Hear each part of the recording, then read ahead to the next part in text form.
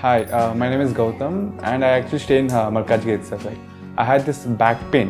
It's been 1.5 years. I have tried many treatments like chiropathy, oil massage, physiotherapy especially, but it didn't work out as much like what I expected. I strongly suggest homeopathy. You people can carry on with the homeopathy. Area Malkajgiri, and doctor name is like Nageshwar Rao, and the clinic name is Neocare Homeopathy. మాత్రే నమ జై గురు దత్తాత్రేయ నమ. ఈ వీడియోలో మనం 2024 సంవత్సరం మార్చి నెలలో కర్కాటక రాశి వారికి మాస ఫలితాలు ఏ విధంగా ఉంటాయి అన్న విషయాన్ని మనం ఈ వీడియోలో పరిశీలించే ప్రయత్నం చేద్దాం. కర్కాటక రాశి వారికి గ్రహాల స్థితి పరిశీలించినప్పుడు ఈ వారంలో అష్టమ స్థానం మీద ఎక్కువ గ్రహాలు తన ప్రభావాన్ని చూపడం వల్ల కొన్ని అనుకోని సంఘటనలు జాతకుడికి జరిగే అవకాశం ఉన్నది. ముఖ్యంగా మార్చి 15 వరకు అష్టమ స్థానమందు సంచరిస్తున్నటువంటి రవి శని గ్రహాల ప్రభావం వల్ల మరి జాతకుడికి ఉద్యోగ సంబంధించిన విషయాల్లో, కుటుంబ సంబంధించిన విషయాల్లో అనుకోని వార్తలు వినవలసి అవకాశం ఉంటుంది. అలాగే ముఖ్యంగా మీ కుటుంబంలో పెద్దవారి యొక్క ఆరోగ్య విషయంలో ఎక్కువ శ్రద్ధ తీసుకోవలసి ఉంటుంది. ఒక విధంగా మరి ఈ కర్కాటక రాశి వారికి రవి ధనాధిపతి. అటువంటి ధనాధిపతి అష్టమ స్థానంలో సంచరించడం వల్ల ఆకస్మిక ధనలాభం రావడం అనేది ఉంటుంది. అంటే ధనలాభం అవ్వచ్చు, స్థిరాస్తి అవ్వచ్చు, ఏదైనా పదవి అవ్వచ్చు, ఏదో ఒకటి సడన్గా వచ్చే అవకాశం ఉంటుంది. సో అక్కడ శని భగవానుడితో కలిసి సంచరించడం వల్ల అది ఒక అపశృతి తర్వాత మీకు వచ్చే అవకాశం ఉంది. సాధారణంగా ఇన్సూరెన్స్ ధనం అనుకుందాం. అది ఏ విధంగా వస్తుంది? ఏదో ఒక ప్రమాదం ద్వారా మీకు రావడం జరుగుతూ ఉంటుంది. సో ఏదన్నా పదవి మీకు ఎలాగొస్తుంది? మీ పై అధికారో, మీ పై రాజకీయ నాయకుడు ఏదో అతను రాజీనామా చేయడం వల్ల, అతనికి వేరే కారణం వల్ల మీకు ఆ పదవి రావచ్చు. అంటే ఒక విధంగా ఒకరికి నష్టం, మీకు లాభం కలిగే అవకాశం ఉంది. సో అలాగే శని రోగకారకుడు కాబట్టి మీ కుటుంబంలో ఒకరికి ఏదైనా అనారోగ్య సమస్య రావచ్చు. సో ఆ కారణం వల్ల కూడా మీకు ఇన్సూరెన్స్ ద్వారా మనీ రావచ్చు. సో ఇలాగ అనుకుందాం, అన్నీ జరగాలని రూల్ లేదు.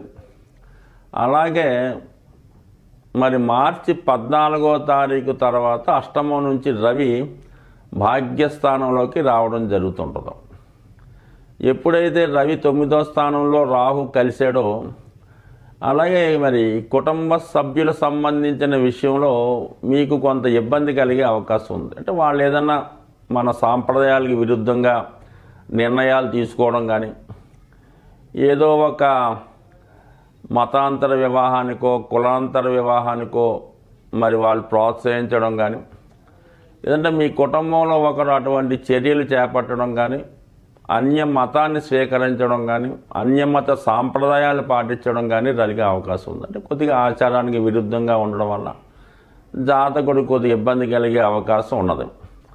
అయితే జాతకుడు కూడా తప్పనిసరి పరిస్థితుల్లో కొన్ని సందర్భాల్లో ఇతర మతస్థుల యొక్క పుణ్యక్షేత్రాలు దర్శించడం కానీ, ఇతర మతస్థుల యొక్క సాంప్రదాయాల్ని మనం తప్పక పాటించవలసి రావడం కానీ జరిగే అవకాశం ఉంటుంది. సో అలాగే ఆరోగ్య సంబంధించిన విషయంలో ముఖ్యంగా మీ తండ్రి గారి యొక్క ఆరోగ్య విషయంలో ఆ తాతగారికి కూడా వర్తిస్తుంది. కొంత ఇబ్బంది కలిగే అవకాశాలు కూడా ఉండే అవకాశం ఉంది. బట్ ఏదైనా జాతకుడు ఈ నెలంతా కూడా సూర్యగ్రహ అనుగ్రహం కోసం మరి సూర్యనారాయణమూర్తి ఆరాధన చేయడం వల్ల కానీ, విష్ణు సహస్రనామ పారాయణ చేసుకుంటే సూర్యభగవానుడు మనకి అనుకూలమైన ఫలితాన్ని ఇచ్చే అవకాశం ఉన్నది. ఇక మనకి ముఖ్యంగా దశమ స్థానంలో సంచరిస్తున్నటువంటి గురువు ఈ 16వ తారీఖు మార్చి మార్చి 16వ తారీఖున మనకి భరణి 3వ పాదంలోకి ప్రవేశించడం జరుగుతుంది. అంటే భరణి 3వ పాదం అన్నది ఈ ఒక పుష్కరాంశం అట. ఆ పాదంలోకి గురుగ్రహం రావడం వల్ల అత్యంత బలవంతుడవుతాడు శుభగ్రహం అయినటువంటి గురువు. అంటే తుల రాశిలో నవాంశ పడుతుందన్నమాట. సో ఈ కారణం వల్ల మరి జాతకుడు వివాహం కొరకు కానీ సంతానం కొరకు కానీ ప్రయత్నం చేస్తుంటే ఈ గురువు పుష్కర నవాంశలో ఉండగా మరి కంపల్సరిగా ఆ ప్రయత్నాలు, అంటే గురువు కారకత్వాలకి సంబంధించిన ఏ ప్రయత్నం అన్నా జాతకుడికి ఈ మార్చి 16 తర్వాత ఫలితాన్ని ఇచ్చే అవకాశం ఉంది. సంతాన విషయాలు, ఆర్థిక సంబంధించిన విషయాలు, జ్ఞానానికి, విజ్ఞానానికి, శుభకార్యాలకి, వివాహాలకి చాలా మంచి ఫలితాన్ని గురుగ్రహం మీకు ఇవ్వడం జరుగుతుంది. అలాగే ఉద్యోగంలో మంచి అనుకూలమైనటువంటి స్థితి, మీ ప్రతిభకు తగిన గుర్తింపు రావడం కూడా జరిగే అవకాశం ఉంది ఈ మార్చి 3 తర్వాత. సో ఇంకొక విధంగా మనం పరిశీలించినప్పుడు ఈ మార్చి 15వ తారీఖు, ఇంచుమించుగా మనకు మార్చి 15వ తారీఖున మరి కుజుడు కూడా అష్టమ స్థానంలోకి రావడం జరుగుతుంది.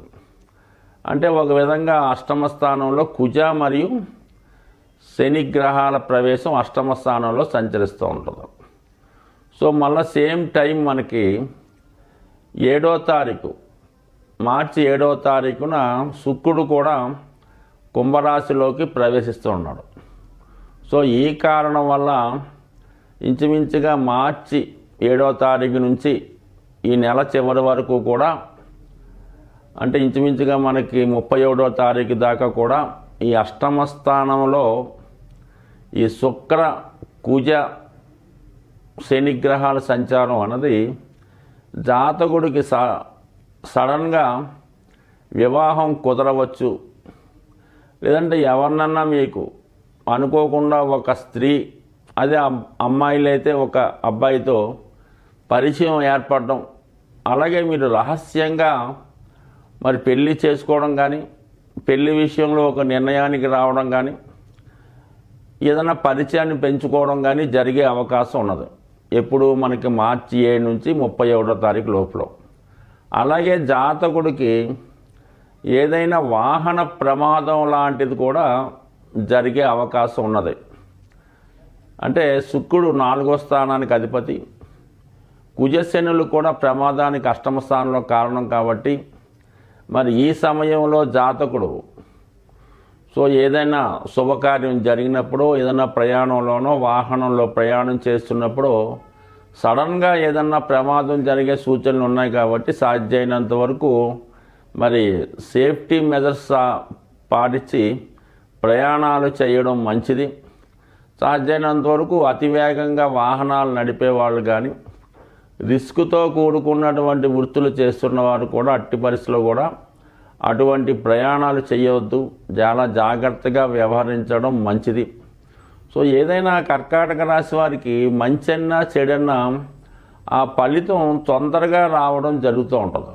అంటే మిగతా గ్రహాల ప్రభావం కన్నా, మిగతా రాశుల వారి మీద కన్నా కర్కాటక రాశి వారి మీద గ్రహాల ప్రభావం ఎక్కువగా ఉంటుంది కాబట్టి సాధ్యమైనంత వరకు మరి ఈ సమయంలో జాతకుడు జాగ్రత్త వహించడం మంచిది. అన్నిటికీ కూడా ముఖ్యంగా జ్యోతిష శాస్త్ర ప్రకారం నవగ్రహాలు అన్నిటికీ కూడా ఒకే ఒక పరిహారం అత్యంత ఉత్తమమైనది.